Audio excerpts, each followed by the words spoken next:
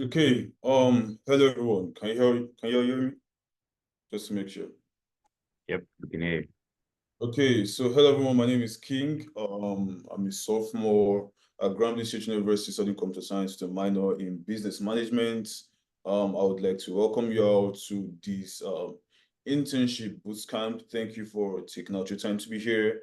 Thank you for sparing aside a couple of hours from your Saturday to be here. We hope that you have a blast today, and a lot of the things we will share today are insightful to every one of you.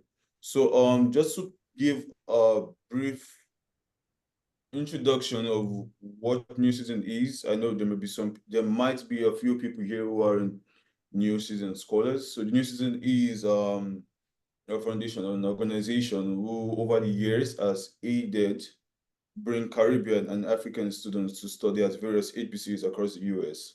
And we have been able to successfully aid over 200 students move to the US on full scholarships. So New Students has been running for over 10 years now, being pioneered by our brother Ray Jackson in Georgia. So yeah, please, I would encourage every single one of you, if possible, to have your cameras on. Would like to make this session as interactive as possible. We would like to be able to communicate freely and for everyone to be free, because we want everyone to walk out of here with the most information they can. I'll be chairing this meeting with Lighten, a very good friend of mine, and we'll be working together side by side to make sure that we have a fantastic meeting. So yeah, Lighten, would you like to go ahead? Yes, nice to meet you guys. We're glad to have you here today. So I'm Lighton. Let me read off one of our speakers. We have two amazing speakers today. One of that is Mulundano Machia. So Mulundano is a rising senior at Xavier University of Louisiana. He has had extensive experience in both industry and research positions. He has worked at Microsoft doing software engineering, Carnegie Mellon doing computational physics work, and at the University of California, Davis doing thin film lab work. He's currently working towards applying to physics PhD programs with the hope of working in quantum science and engineering. Mulundano is just amazing, guys. You're gonna love Mulundano. Second speaker will be joining us today to share a lot of insightful information is Mulenga Ngulale. Mulenga is from Zambia. He's a current senior at Bethune-Cookman University, majoring in computer engineering with a minor in mathematics. He currently serves as the president of IEEE Robotics Club at his school, Bethune-Cookman chapter. He's also had the privilege to intern at a bunch of notable companies across the US, including ServiceNow, Uber, and Microsoft. During his free time, he loves reading books and playing football, what we call soccer, our operation. So those are the two speakers who will be joining us today. So please, I will enjoy every single one of us to please hang around. They have a vast array of experience, and provided you ask the right questions, you'll be working on today with a lot of useful information you previously didn't have. Right? Okay, let's get started. We're ending off this time to our two speakers.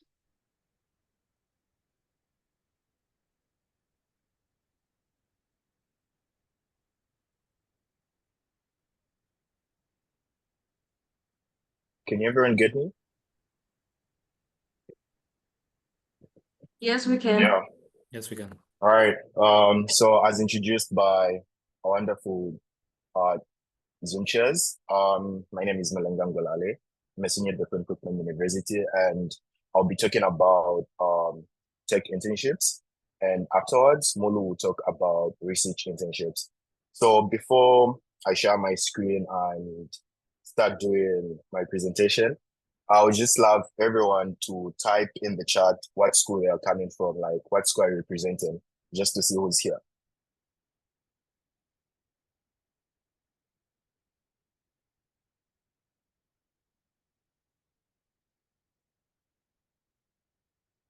Nobody's typing anything. Okay. All right, Lemonade, let's go. GSU, wow. I see a lot of Grambling State, Northwestern University, let's go. Okay. All right, all right, all right. These are great institutions. You guys are going to have a great time hearing from us. Tapped. Okay, that's amazing. I'm about to share my screen now.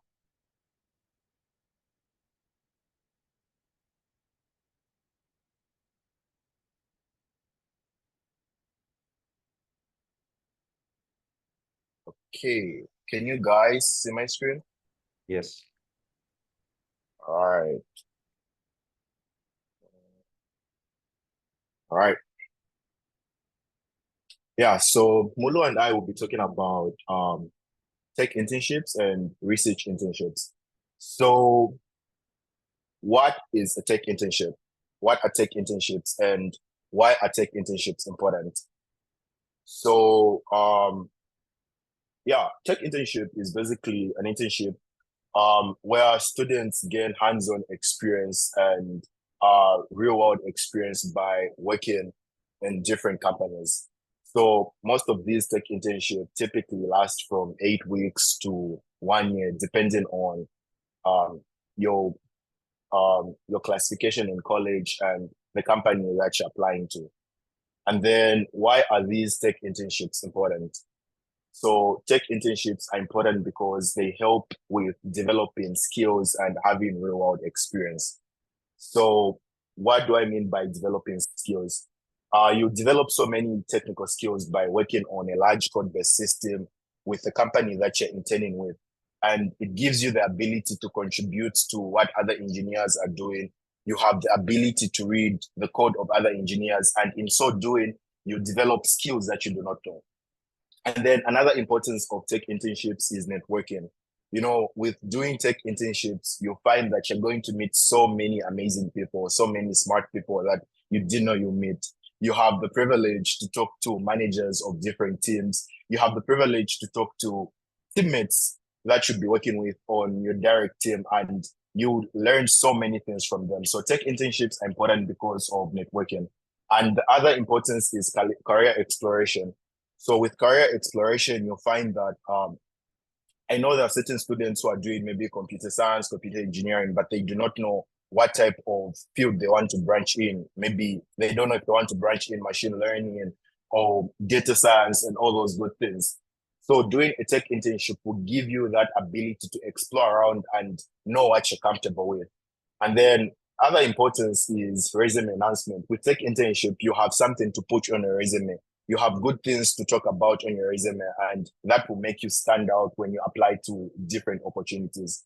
And then it also enables you to have good job opportunities. So the best way you can land a full-time position is by converting a tech internship into a full-time position, just because the interview process of tech internships are not as rigorous as full-time positions. You find that when you're applying for full-time positions, you have about maybe 5 to 6 rounds of interviews. But with tech internship, you have maybe 2 rounds of interviews, and then if you do well at that interview, they can give you a full-time job offer afterwards. Right. So next slide. So how do you stand out as an applicant?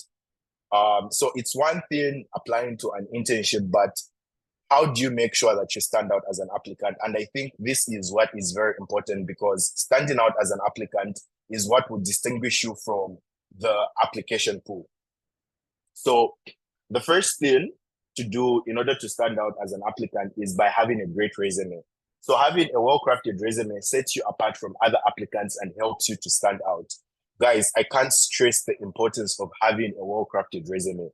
I've seen people with great skills, great experiences, but their resume wasn't structured in a very well manner. And with that, you find that they won't get feedback or they won't get interviews from recruiters. And statistics say that it only takes less than 6 seconds for a recruiter to look at your resume. So if your resume is structured in a very proper way, you stand out and you're going to draw interviews. And then having a great resume, it also emphasizes any work experience and personal projects. So as you're applying to these tech positions, you're going to find that work experience will make you stand out. Your personal projects, if you haven't had any work experience, say you're trying to apply for your first internship, I always advise people to work on personal projects, especially students doing computer science and computer engineering. Working on personal projects will make you stand out because it will show recruiters that you're willing to go above and beyond to do great things. And then the other way to stand out as an applicant is by having a great LinkedIn profile.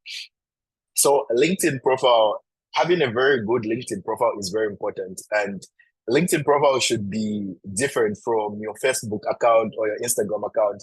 I see people using their LinkedIn profile as though it's a personal social media platform, but I'm telling you guys, with having a great LinkedIn profile, you can stand out in that. This is why you can now put all your skills, all your projects, everything you've worked on.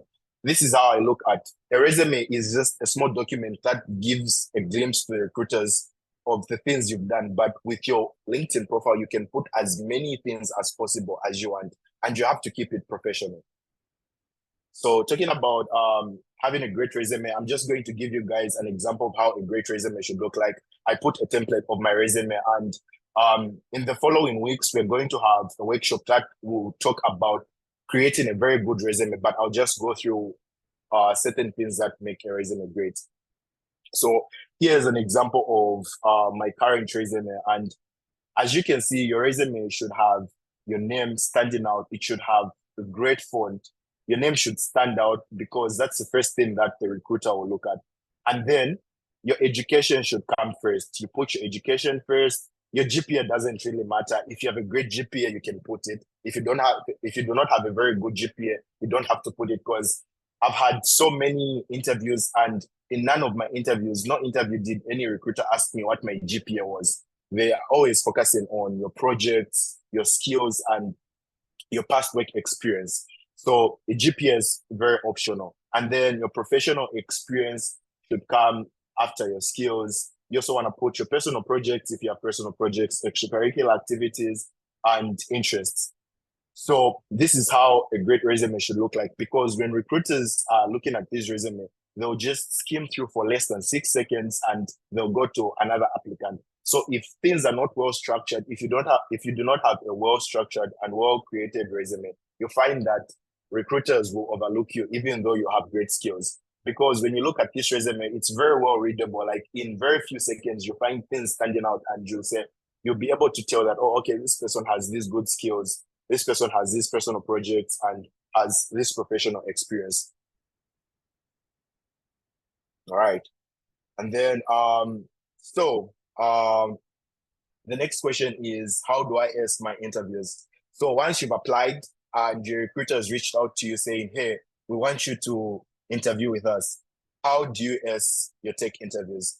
So before I go into my next slide, I have a question for everyone here. I would like everyone in the chat to type how many interviews they've had before, tech interviews. If you've had none, just type 0. If you have had 2, 3, you can just type. I'm just trying to see something.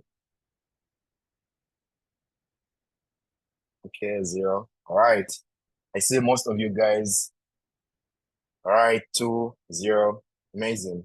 Amazing. These are good numbers. Greater than 10. Wow. That's amazing. Let's go. All right.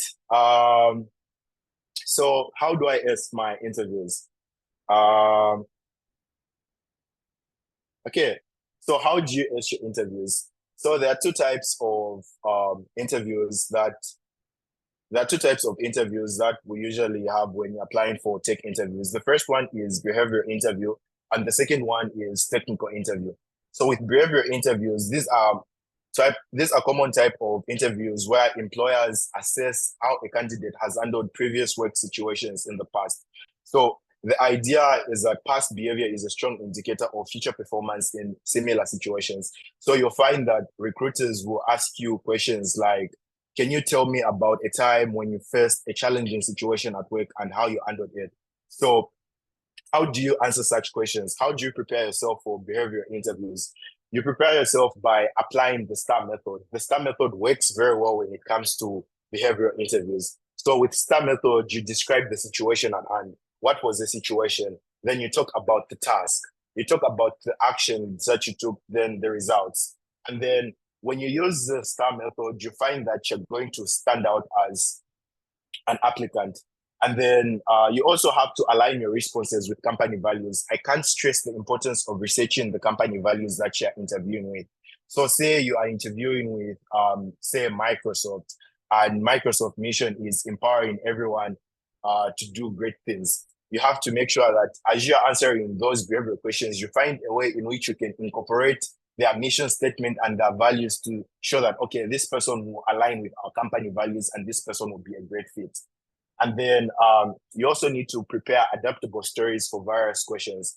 By adaptable stories, what I mean is you can have 3 or 4 stories on behavioral questions, and depending on whatever question you have, you can easily adjust the story.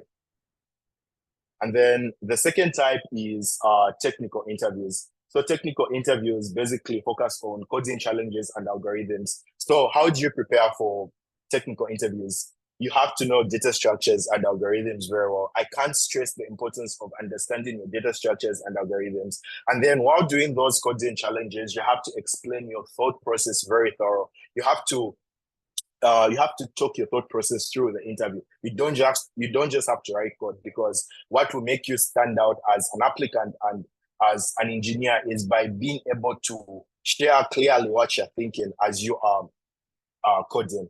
And then you also have to practice regularly on coding platforms like LeetCode, HackerRank, CodeChef, and then there are other resources that you can use like NeetCode. So NeetCode is a platform where this guy explains how to go about LeetCode questions, blind 75 and blind 120 questions. I'm sure for most of the CS students and CE students know what I'm talking about. And then you can also use YouTube to understand certain concepts. And then for mock interviews, you can use platforms like Prompt, and you can also tell your friends to like help you prep for mock interviews, for technical interviews and behavioral interviews. And then you can also, in order to prepare for technical interviews, you can apply to things like CodePath, SEO Tech, and new technologies. These resources will help you prepare for technical interviews. And then once you have had your technical interviews and you have an offer, how do you succeed at your internship? So this is very important. Standing out as an applicant is very important. Having interviews is very important, but what is very important is how you succeed at that internship, because you worked very hard for that internship. You had a very daunting process, because applying, interviewing is very daunting, but I feel like most people, once they land those internships, become very complacent. They're like, okay, I now have this internship. I'm working at my dream company. I'm working at Microsoft, so I don't necessarily have to do anything because this is an internship. No, you have to do certain things in order to succeed at that internship. And the first thing to do is to set clear goals early. You have to communicate your goals and objectives to your managers and mentors in the first few weeks.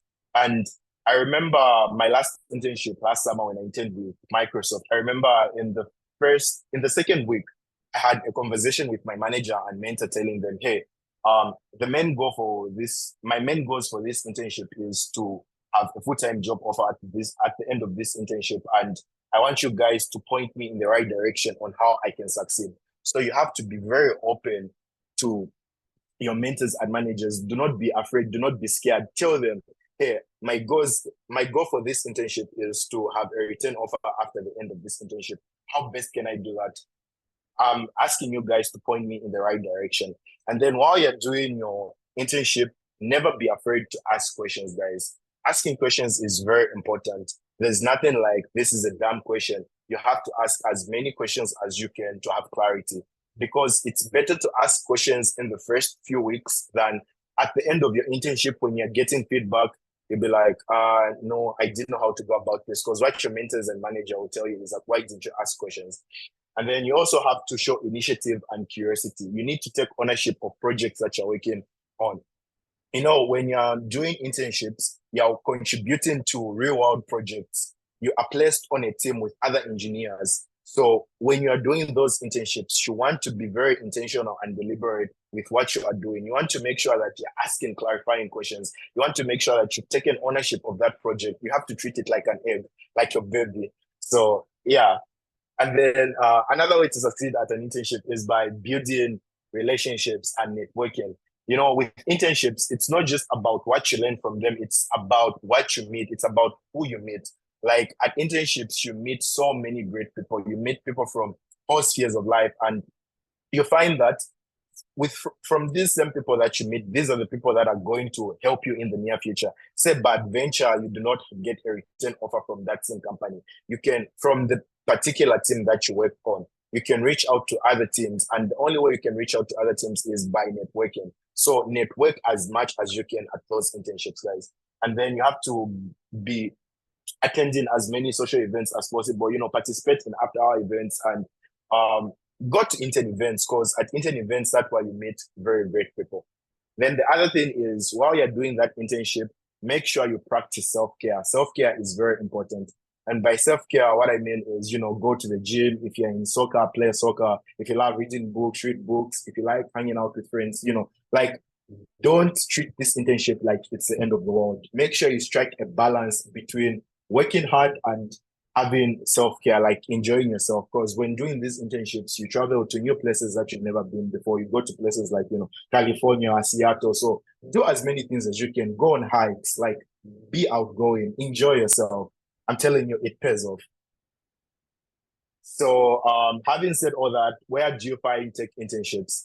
So there are many resources where you can find internships. LinkedIn, there are so many people on LinkedIn that post tech internships. You can use Handshake, company websites, and then there's also this GitHub repo by PITCSC and Simplify. They post so many internship opportunities each and every day. And then you can also go to your school's career page and you can ask your friends.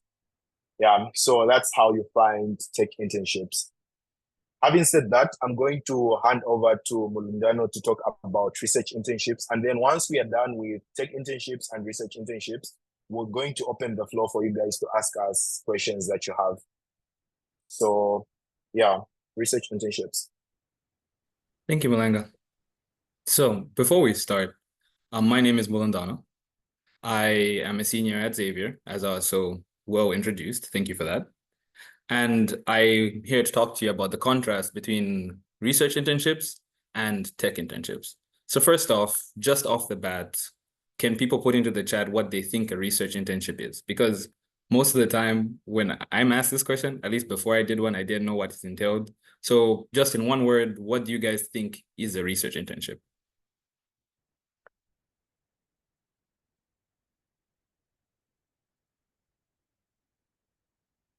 Well, yes, research. School lab, but no sunlight. I like that answer. Project-based internship. Okay.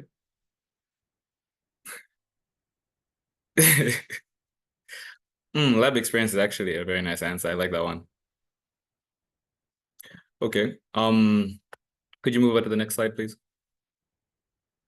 Nerd work. So what is a research internship? The main misconception that people have about research internships is that they are structured for only STEM, meaning science, technology, engineering, and mathematics, right? But a research internship is short-term, unlike, you know, tech internships, which can last months. A research internship is short-term and it can either be STEM or non-STEM, meaning you can do research in humanities, you can do research in social sciences, you can do research in anything. It doesn't need to be physics or chemistry. It doesn't need to be a lab. In fact, I have a friend of mine who was interning at the University of Pennsylvania who did like analysis research for the CDC, and it was just entirely health equity research, just surveys and analyzing the data from the surveys. And it was like a full 8 weeks of just that and presenting a poster on that. So in contrast, there are two types of research internships. There's industrial research and academic or institutional research. So industrial research is for a company. I don't know how many people know this, but Microsoft has research internships. Uber has research internships. Almost every big tech company has a version of a research internship. Exactly. I love who put in the person who put in the chat, IBM specifically has research internships. So the same tech companies that Mulenga was mentioning also have research divisions that look into specific work. For example, recently I started applying to Microsoft because they have a quantum computing research internship. And specifically, I'm interested in that. And it's almost entirely physics work. You're just sitting there in the lab doing work, and they fund this. Now, the contrast is that industrial research internships pay more because companies have more money, but they have the drawback of them being the drawback of them paying more is that they're more corporately incentive. Anyone who's done even a version of a tech internship knows that when you come in, your team has goals. You are being strapped onto the team and you're supposed to be carried to the end of your goals. And that's totally fine. Being part of a larger team moving towards a goal is a healthy thing. But in terms of science work, what that means is that for the most part, your incentives for doing the science work are for the corporate benefit. So if I go and do quantum computing research at Microsoft, it would be for the benefit of them producing a quantum computer versus me just doing it because I like it. And if you're one of those people who just plain likes research or likes learning new things, then academic or institutional research is preferable because there's more scientific freedom. So neither is better or worse. Personally, in my opinion, if you're earlier in life, it's easier to get into an industrial internship and move with it because it's a more assured income, because the funding sources are different.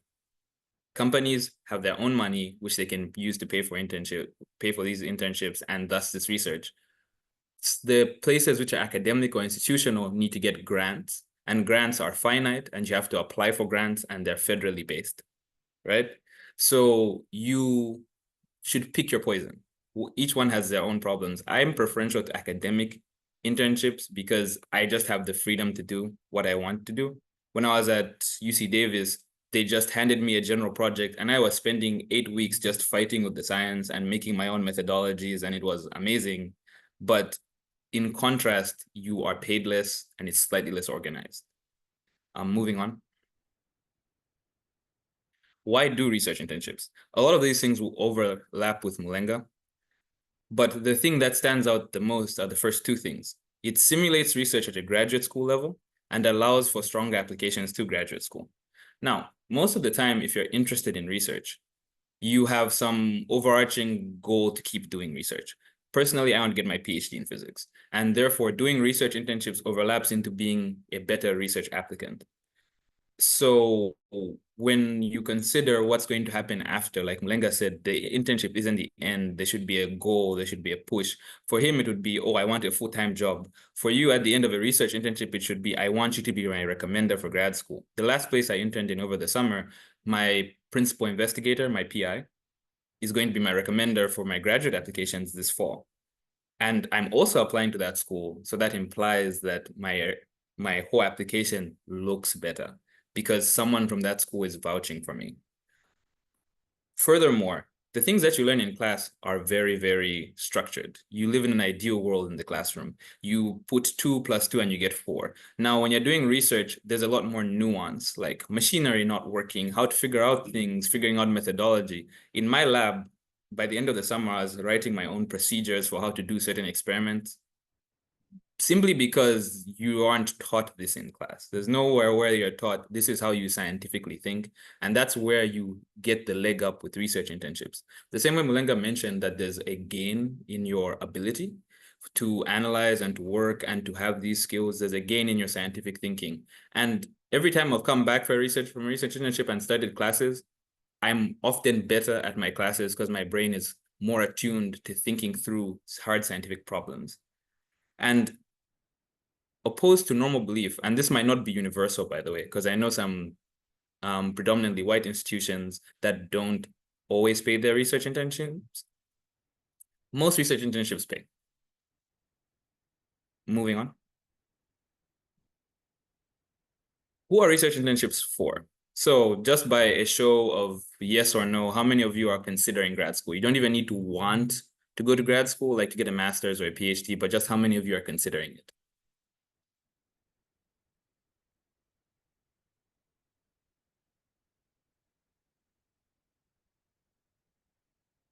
That's it.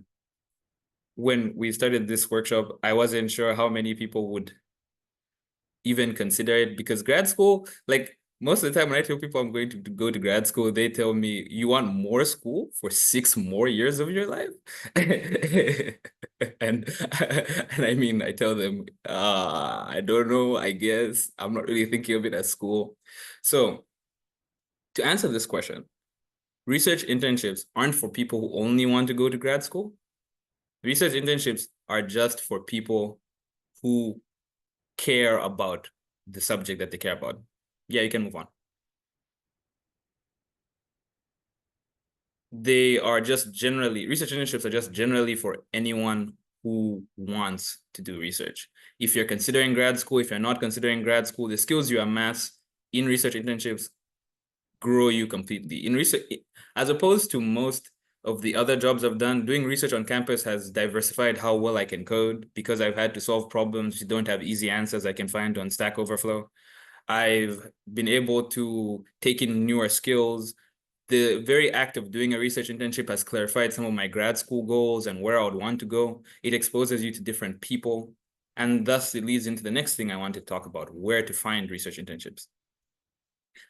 Just like Mulenga said, there's a variegation of places you can mine for these internships. For research internships, it's broader because there's more places doing it. And this is also very funding heavy. But the first place to look through is application websites and research databases.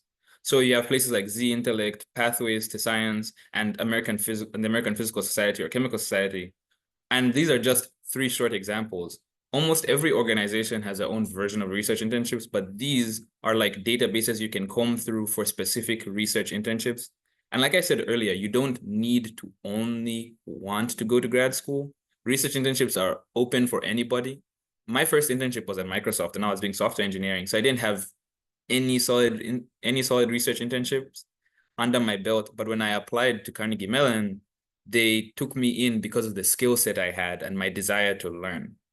So I would advise that everyone at least do one or some kind of research just to see how they feel about it. Because one of the problems, and I think this is something that's universal for almost everyone when they go into college, is you have these very set structures for how you want your life to go. And you don't envision certain things. Like when I came into college, I was just like, I just want my physics degree. I didn't have like a solid core concept of what to do after. But the options are wide and it's good to search.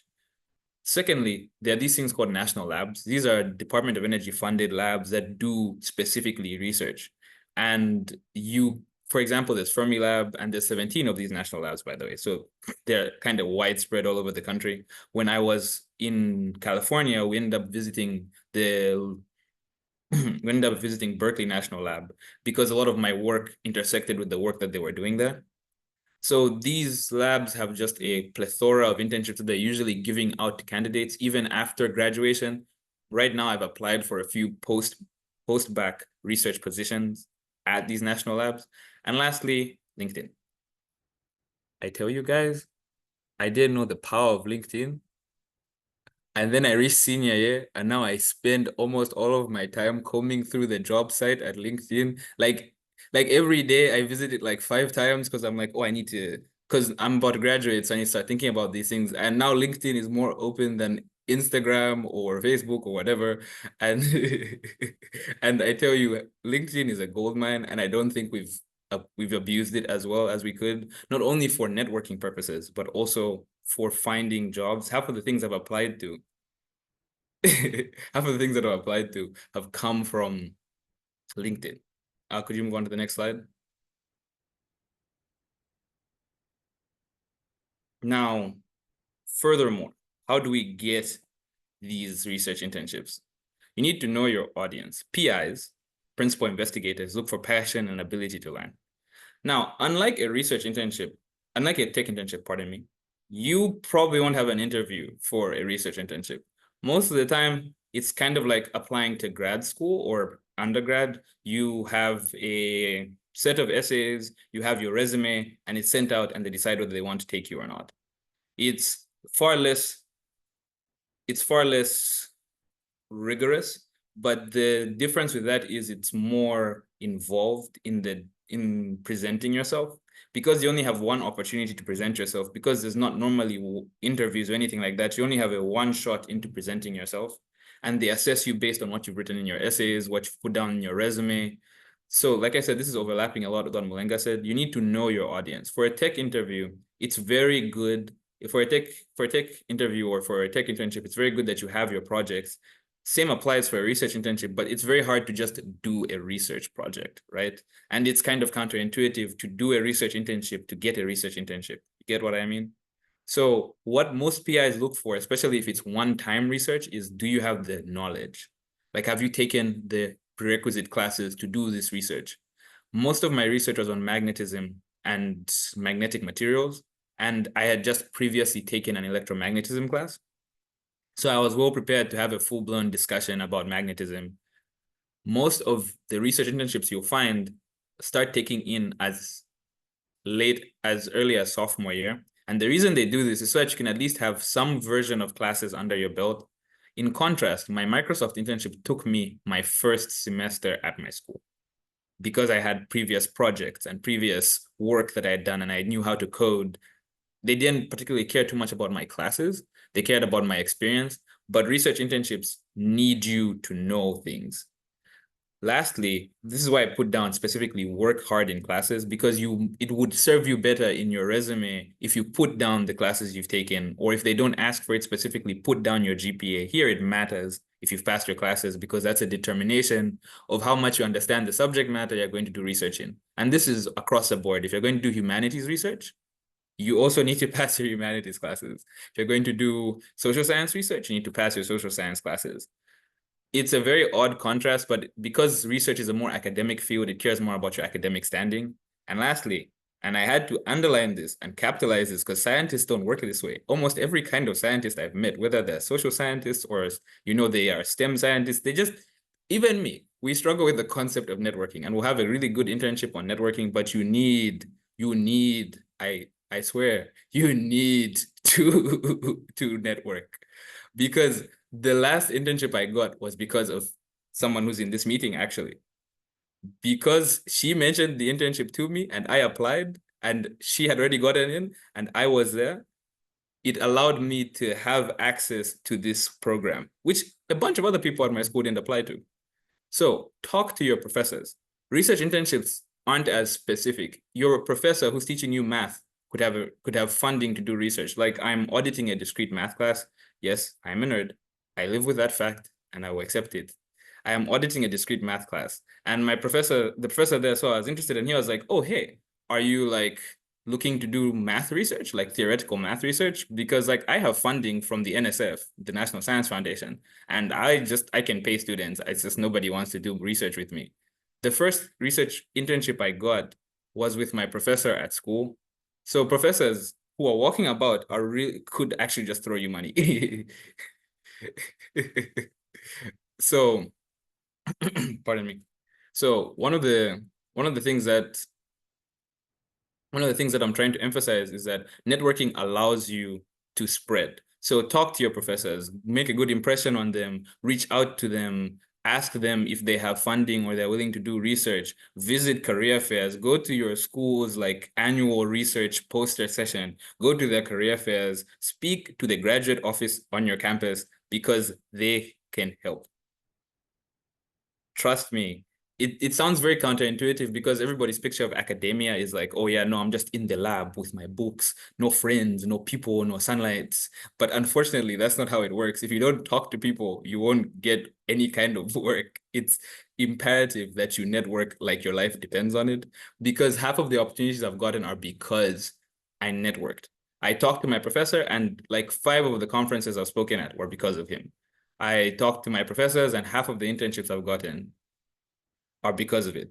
So network as much as possible. Now, the last slide. Are you eligible for all research internships? So as a show of hands, how many people here are international students or planning to be international students? Just like a yes or a no. Because we spread this workshop out, meaning I don't know who is here. Okay.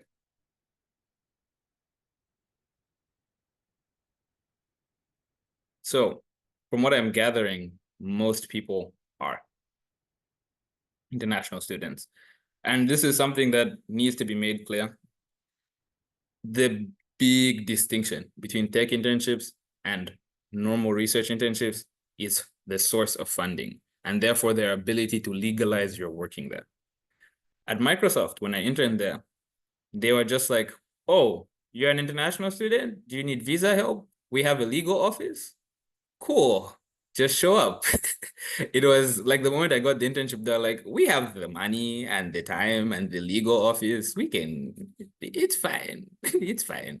But with research internships, because of the funding sources, for example, most research national labs get their funding from the Department of Energy. So that is a federal system. Therefore, we are not part of this country. Therefore, we're not accessible to all of that money. So eligibility matters. It really, really does, especially with research internships. So if you really just want to work somewhere, industrial research internships have the same kind of thought process as tech internships. They have separate funding. They're not attached to the government. They can hire whoever they want, and they have the legal teams to hire whoever they want, right? Only smaller companies really won't handle the whole from another place thing. But if you're really into academia and you really want more scientific freedom, you have to contend with the fact that a lot of funding sources are required for US citizens. And I wish somebody told me this in the beginning. I can't tell you how many times I've looked up an internship. I meet all the qualifications. It's amazing. And then at the bottom, in like fine print, in like 10 size font, in Times New Roman, it says only for US citizens. Like just at the very end, how many times I've sent out applications and they've been like, oh,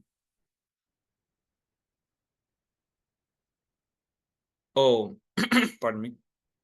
Oh, I didn't know this. Or they're like, oh yeah, you're international? Sorry. Like I sent out an application to this quantum computing company and they got me into the interview. And then they were just like, oh, sorry, you're an international student. We need to stop this. Like I had passed everything before. and I had gotten into the internship. And they were like, yeah, sorry, buddy, we can't, because of their funding. So that being said, that doesn't mean there are no internships for internationals. It just means that if you're going to do research, you have to be thorough, plan ahead. I have a whole spreadsheet, by the way. Make a spreadsheet, be thorough, check. Could you move on to the next slide? So the last thing that I want to talk about is how to succeed. And I alluded to this in my last discussion. Be organized. Research is not like a tech internship. Like when I was at the tech internship, they had monthly check-ins, daily stand-ups, a plan, this. When I went for my first research internship, they're like, I mean, you could do this. And they just kind of left me to my devices.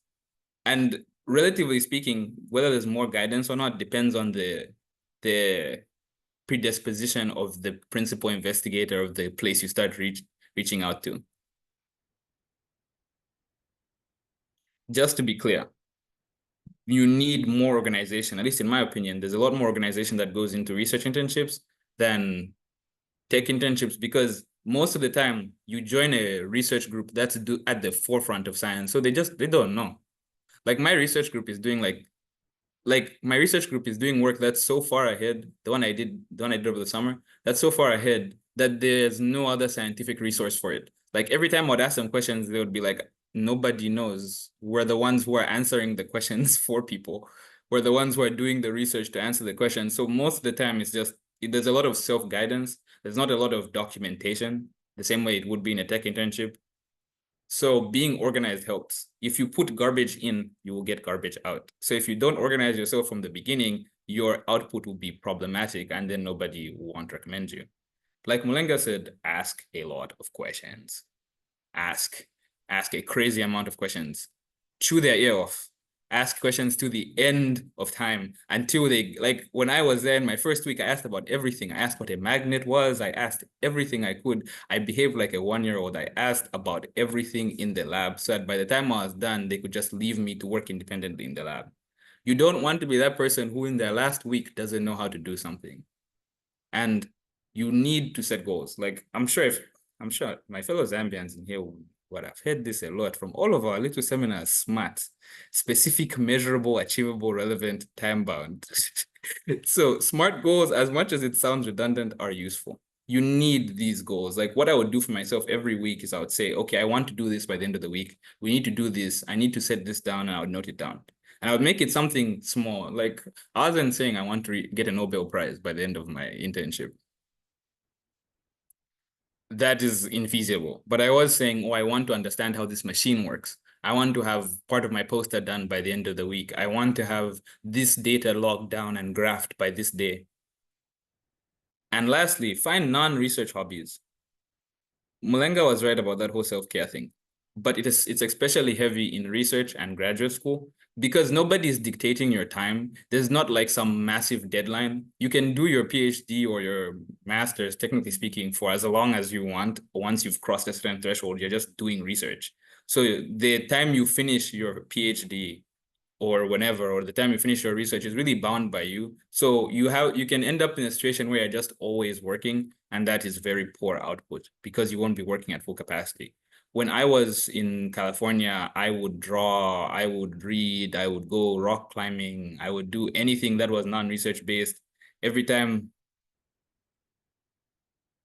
that I finished work, I would go to the gym, I would do something that wasn't research based because you need it. If you're only thinking about work, you explode. So in conclusion, I think as a whole, the main difference between tech internships and research internships is that research internships are slightly more free. They have less bounds and they have less time you can do work in, but they are also more specific to the subject that you care about. The principal investigators or PIs or whoever is dictating acceptance into these research programs are more concerned with your academic standing because that shows a knowledge base. It's very hard to have like a research project entirely on your own. Like you need the guidance, you need an older scientist. And lastly, the similarities between them are how you work towards getting them to succeed and what you do afterwards. That being said, all of the links that we've talked about, me and Mulenga, we compiled them into a document. And because I'm the one in charge of this, we're going to make sure that afterwards they're emailed to you. This document is emailed to you so that you can see some of the links that we've put down, some of the places we put down. We felt that just mentioning links and having people stare at them wouldn't serve you, but actually visiting these websites, seeing them. And these slides will also be dispensed, if I'm not mistaken. Zoe can confirm this afterwards. And lastly, all of the questions that you've been amassing, because I've been noticing these questions. All of the questions that you've been amassing are going to be answered immediately when I'm done. So if you have any questions, just throw them at us and we'll be willing to answer. And to answer the first question that popped up, the recording will we'll also try to get access for the recording and give it to you. But yeah, moving on to questions. Yeah, so you guys can type the questions in the chat, or you can come on mic and just ask the question. You can direct it to whichever speaker, or feel free.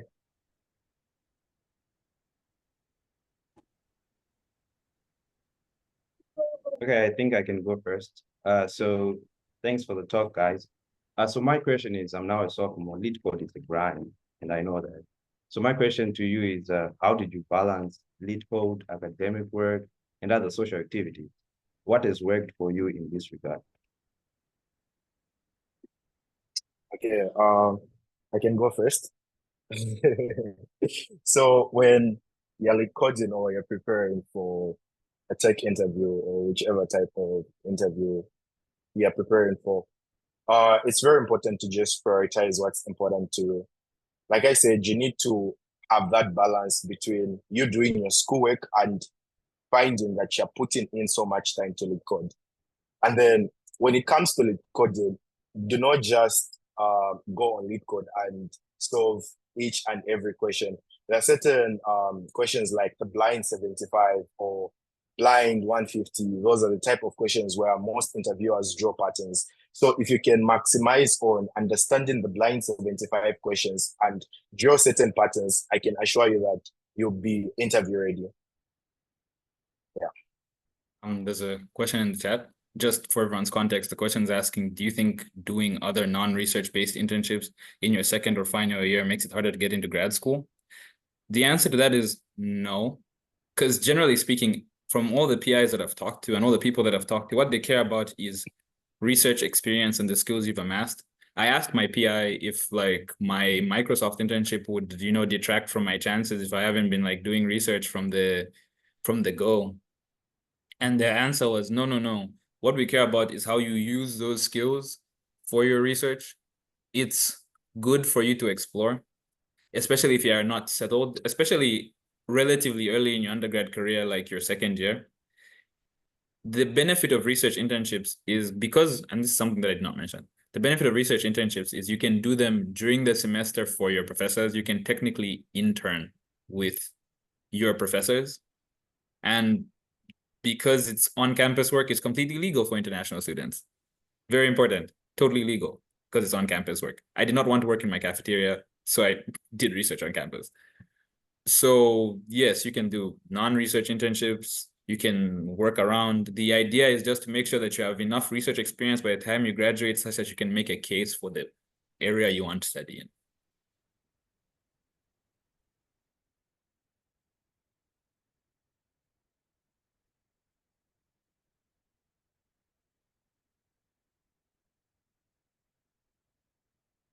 I have a question.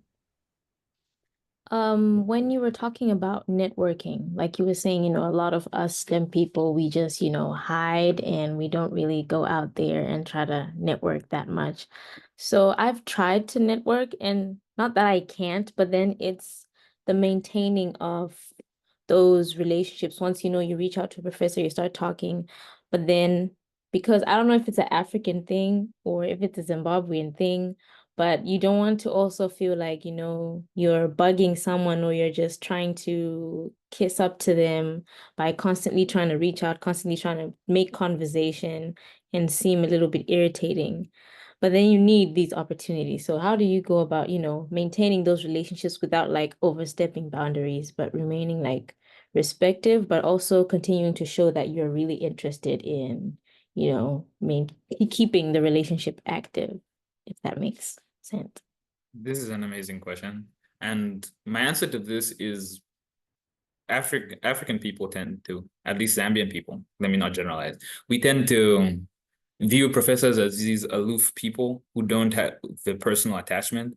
But what helped me is realizing that professors are human. And if I interact with them as a human being, then it's easier to maintain that relationship. Like every once in a while, my first PI at my school, I walk into his office, I check in on him, I ask him how things are. I have like a human conversation with him. And because I'm genuinely interested, he's taken a great interest in me, therefore I'm reciprocating. So I think the best thing to do is just every once in a while, share what you're doing, ask them what's going on in their lab. Don't be stagnant in the relationship by just, hoping they reach back out or back and forth. I would suggest, actively going out of your way to be like, oh, hi, I haven't spoken to you in a month. This is the kind of work that I'm doing, and this is what's been going on in my life. And, I really enjoyed working in your lab. Has there been anything else that has gone up in there? Has there been any new work that you've been doing? Has the lab been okay? Because you did interact with these people and you have spoken to them. So I think that's the general problem us STEM people have. We forget that beyond the science and beyond the research, these are also human beings. I'm grateful that I've gotten to the point with my PIs where I can just go and have conversations with them, because early on in our association, I was like intentionally going out of my way to ask them about the lab and ask them about their interests and talk to them about the things that they would hope to achieve in that lab. Organically continuing conversation is what I like to call it.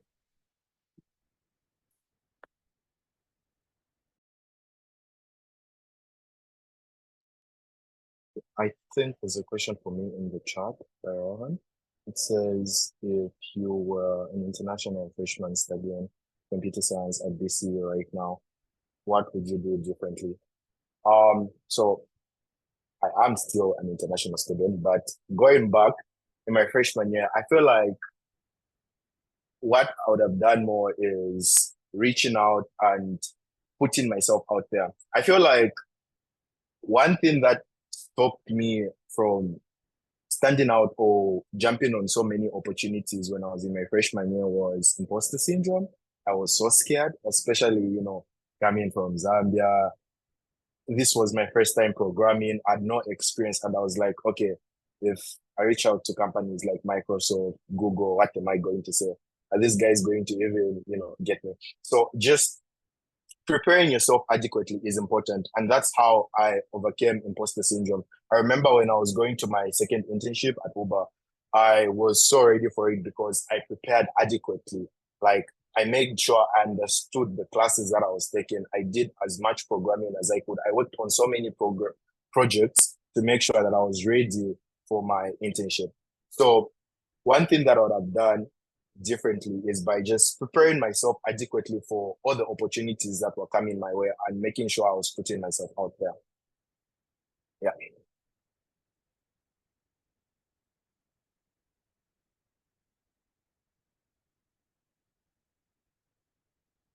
Any other questions? Of course.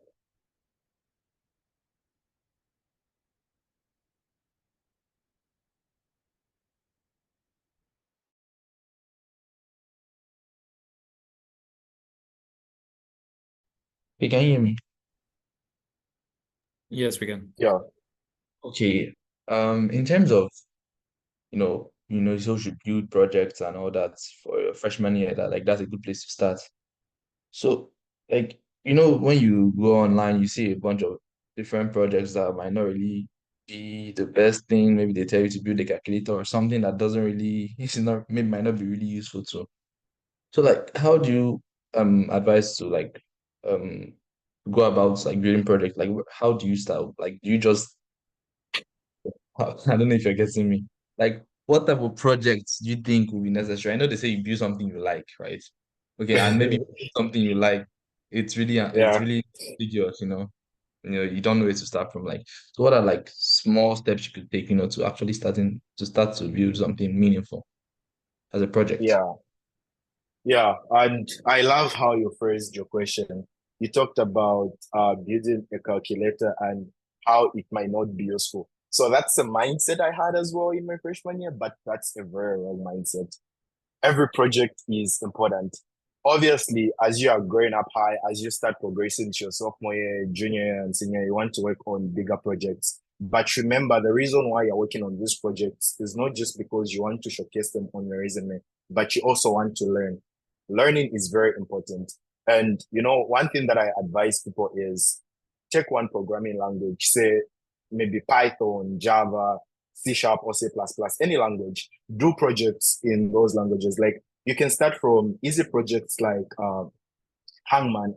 I'm sure Hangman is like a very common project that most people make, or Snake Game.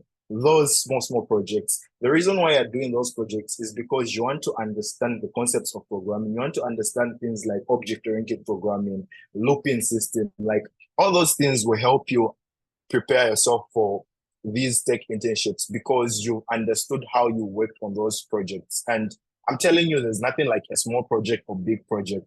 I feel like the reason why most people find that they're not working on anything is because they want to do this big project that they're going to put on their resume. But starting small is very important. Once you start small and you land interviews, I'm telling you, interviewers are going to be interested in that Snake Game you made. They'll ask you what was your thought process. And the importance is them trying to understand if you are able to think like a software engineer. Because once you are working or interning at that team, what will matter is how you think and how you go about your project you'll be working on. So there's nothing like a small project or big project. As you're starting, you're working on those projects because you want to learn certain programming concepts. And once you learn that, you can now start going to bigger projects. Like, you can also start contributing to open source projects, but start small. It's very important to start small. I can guarantee you that once you start small, everything will make sense and you can start building from that. I can chime in on this from a research perspective. So the normal life cycle of a research position is you start off helping people in your research area. Like if you're joining a research lab or research group, you're shadowing someone, you're helping them, you're learning the forms, and you're starting off small. The end result is by the end of it, you need to have your own like dedicated research project in that lab, right? After you've assimilated all that information. In my case, when I started my lab, I'm working in a computational chemistry lab. And I started by just learning the software. How do we use it? What do we do? And now I'm using a little machine learning to do something with computational chemistry, and it's going to be my senior thesis. So the same way Mulenga said, start small, also applies with research. Most of us, when we join research, feel like, oh yeah, no, I need to jump at it and I need to be doing the world's greatest thing. But spending a week learning how a machine works or how their procedures work is worthwhile experience, because by the time you're reaching the end of your research life cycle, you need to be capable enough to structure your own project and see it come to a terminal point. Okay, thank you.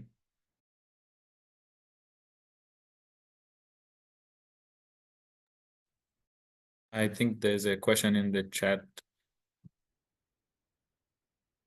As a rising sophomore, what's your take on applying for internships where the required graduation year is earlier than my expected graduation year? So I think this varies from internship to internship. I know for research internships, there's a specific reason why they do this. They give a graduation year because it helps dictate how far in college you are. For example, some research internships have your graduation year set so that when you're applying, you're a junior. And the reason for this is so that you have the prerequisite information to do it. So as far as research internships go, I don't think it's wise to apply for something that explicitly says we only want people past this point or who are going to graduate by this point, simply because you need to acquire the subject matter to do it. And that, for better or for worse, comes through your classes or the classes they expect you to take by the time you're done. If you're an amazingly advanced undergrad, you could argue a case. You could argue a case for you. You could argue a case to apply to those if you're just amazingly advanced. But the general standard undergrad takes the standard core classes in their first year, and then they move on to slightly more major-based classes in their second year. And that's why a lot of research internships ask for sophomores or just rising juniors. Mulenga, what does this apply as well for tech internships, or do you think there's a little variation? Yeah, I think it does apply. I think it does apply. There's another question in the chat. For research internships, does it help to reach out to professors at other universities of interest, even if they aren't any posted positions? Me and one of my friends at my school were actually talking about this. We're both applying to grad school. And she and I were going back and forth about this. And the advice on this is very variegated. It's like, oh yeah, no, definitely reach out. And rising sophomore, just to answer that question, is somebody who's going into their sophomore year.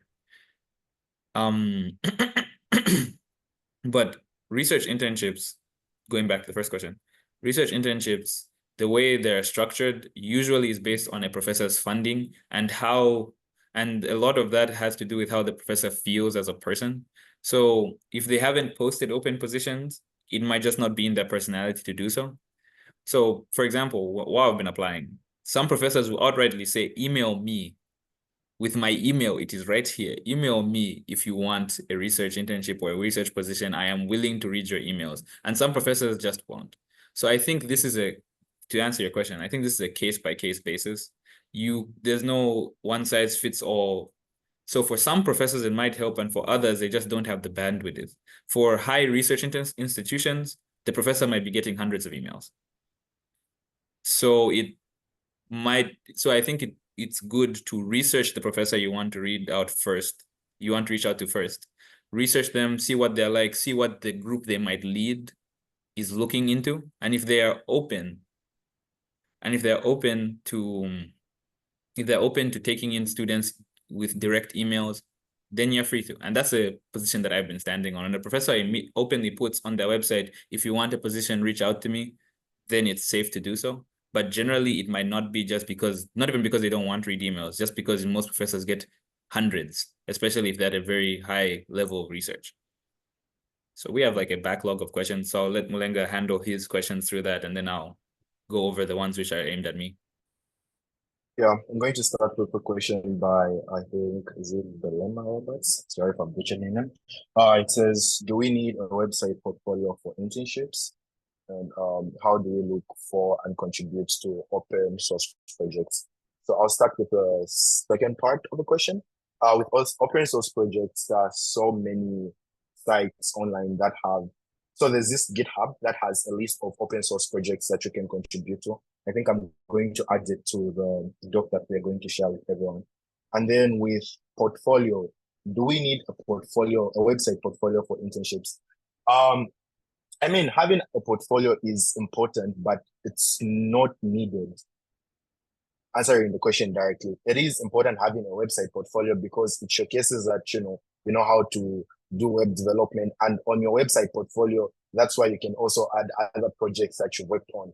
So having that is very important. It will help you score points, but that doesn't mean that if you do not have one, you won't land internships or interviewers won't reach out to you. So having one makes you score greater points in terms of being outstanding, but it's not necessarily needed. And I think Mulu, you can answer one of the questions while I'm looking through the chat. Okay.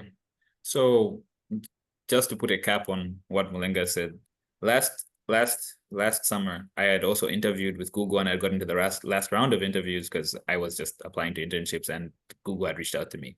So just to elaborate, to hammer in the point, they're not necessary. Portfolios aren't necessary because I've never had one, but they don't hurt.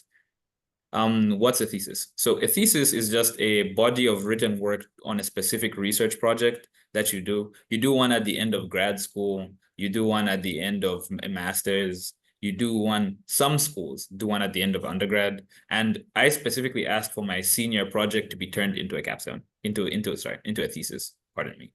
And I wanted there to be a thesis for it. So there's like a written body of work to show the work that I've done and the research output that I've done. And as for grad school, do I think academic is better than industrial? I think both are fine. I think what they care about is that you're doing research. So either or is fine. Either or is helpful. I think what they want is just research experience in general.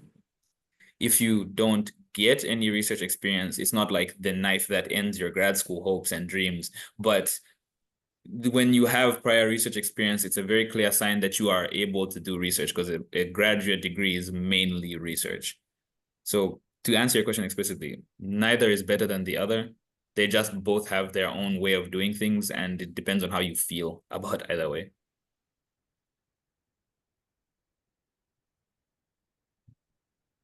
Oh, the difference between a thesis and a publication. A thesis can become published. Any publication, anything that you publish in a official publishing source, like a journal or a article, is a publication. A thesis can just be something that your university keeps. It doesn't necessarily need to be published. So theses can be publications or they cannot be, and a thesis is a specific type of publication. I know for a fact that my university doesn't explicitly publish theses that are written. It stores them for future reference, but it doesn't explicitly publish them. And I anticipate this will boil down into a question. Not all research leads to publications. The idea is that you've gone through the research process and you've gained the skills necessary for that research process and you've done a contributive thing to that whole research process. You don't need publications, but they're helpful. It's the same thing with a portfolio. Very helpful, very, very good. Makes you look really amazing because your research terminated into like publishable work. But research, and this is something I feel I should advise people on, research is almost never has clear outcomes by the end of it. Especially if you're at the forefront of research, you end up finding that half of the time, half of the things you want to work don't work the way you want them to. But that's kind of the goal of doing research, to tease out answers. Are there any more questions?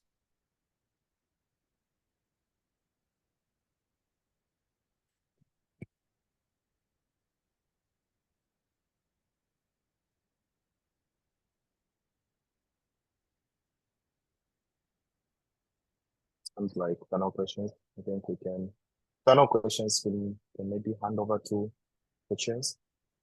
Thank you everyone for having us. It was very lovely getting to talk to you about this.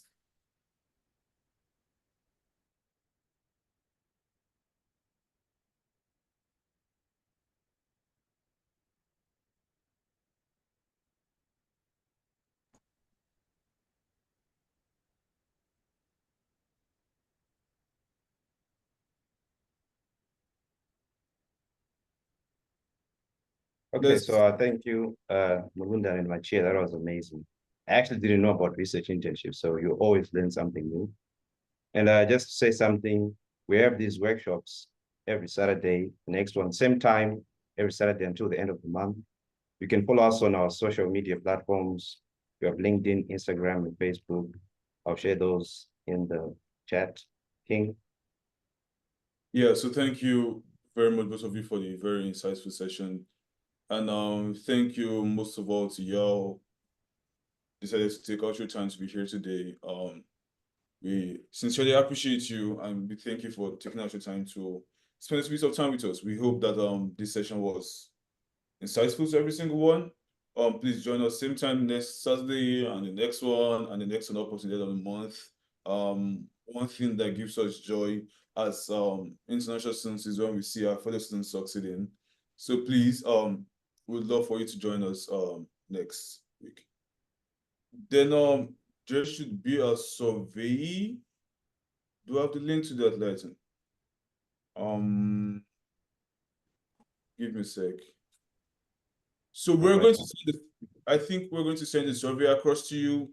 Please would appreciate if you'd fill the survey out for us real quick. It just helps with logistics and help us plan for future workshops. So please take out a minute or two, help us fill the survey.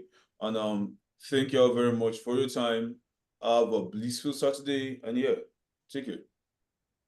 Yeah, if you have any questions for Mulundano and Machia, you can look them up on LinkedIn. They're open to them. Fantastic. Thank you.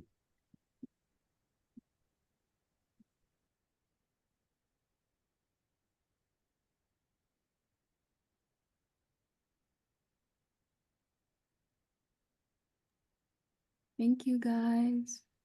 Thank you all. Thank you so much.